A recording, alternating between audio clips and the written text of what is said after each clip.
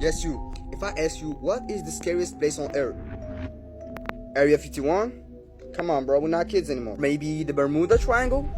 Over a plane? Really? Now listen closely. Let me tell you what is the most scariest and mysterious place on Earth. Now from the opposite side of the Earth, we have the Middle East. You can see it's right here. But what you can also see is this orange area right here all across the countries.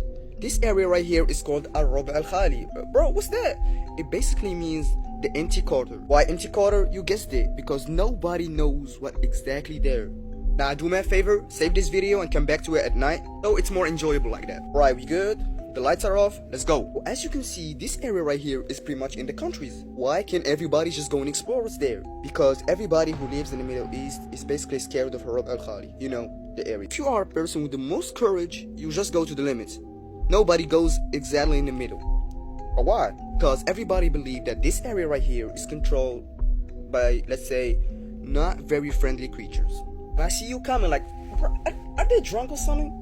Who the hell is scared to go to some area? And let me tell you that alcohol is not allowed in the Middle East. And they might be right. Now remember the not friendly creatures who control this area? They called jinn. And yes, you guessed it right. Same as this guy in Aladdin. This little guy right here, except, take this guy right here. What if he lived in our block? Behind me is a very old Arabic book describing what jinns look like. And you can see a knight fighting jinn. Remember well, I said Arab. We are precisely in this area. As you can see that he's holding something. Oh shit, meet his cousin. Coming back at this book, so many jinns are described. And in this same, we can see this guy right here. Kind of a goat with horns. One of the most known jinns in this area is also Abu Fanus, which basically means a guy with a lighter. Legends say if you ever seen a weird light in the middle of nowhere in the desert, man, the best thing you can do is hold still.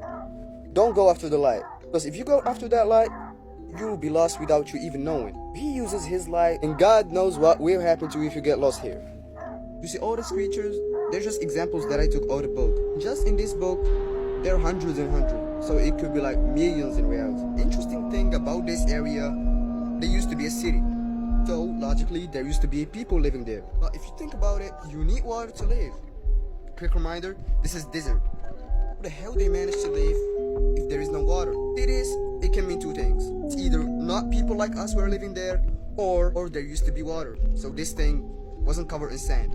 What potentially could happen if you get lost there? This is one of my favorite stories. Listen closely. So there is a guy. So he's basically a traveler. He travels the whole day, and when it's night, he set his campfire and sleep there. This guy, he had a problem. I'm just kidding, he had a camel. Well, let's just say he had both, a camel and a problem. So this guy, he was just traveling with his camel, walking, and the problem is, he had no map. Because basically you're in a desert, and there is no purpose of a map if there are no roads. Stay with me. But the thing he didn't know is, he entered the empty quarter. He saw the sky, he goes like, it's night, it's time to sleep, you know? He started setting his camp and stuff. Suddenly, his camel started to go like, it was like, oh bro, what's up? Camel is scared, started making weird noises and stuff, looking like all directions and stuff. The owner be like, hey bro, what's happening? You stop. So he's trying to calm down and stuff. This guy, he's an expert. He knows his camel was freaking out. He knows something's going wrong. So he looks around and stuff, and there is good news and bad news. My grandma always teach me to start with the bad news. Bad news, there are wolves. Yes, I forgot to tell you, those are Arabian wolves, and they live in a desert. Very small compared to other wolves. But bro, wolves are wolves. He wants you, you're done. Let's move to the good news. Wolves aren't running after him, but after a woman. Women, really? Bro, what you talking about? No, let me tell you. I reacted the same exact way when I was hearing the story. Well, bro, let me keep going. This guy, he's a brave guy. He goes after the wolves that are going after the women to save her. He somehow managed to get them off her. Then he asks her, are you okay, madam? She'd be like, he's remaining silent. He goes like, bro, I'm asking you, are you okay? She started giving him freaky sights. He'd be like, what the fuck you smiling for? Be like,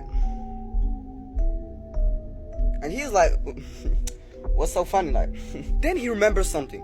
The only thing that can scare jinns, are wolves. So he goes like, oh, let me rethink of it. They're on the middle of the desert.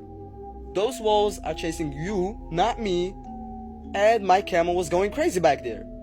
So that means, I won't say, it would be kind of offensive, but are you By any chance, I wasn't there, but I can tell you that that boy was surpassing prime using both. If God created other things than jeans, that it would be my legs. Yes, that was pretty much it about Arab Al Khali, the most mysterious place on earth.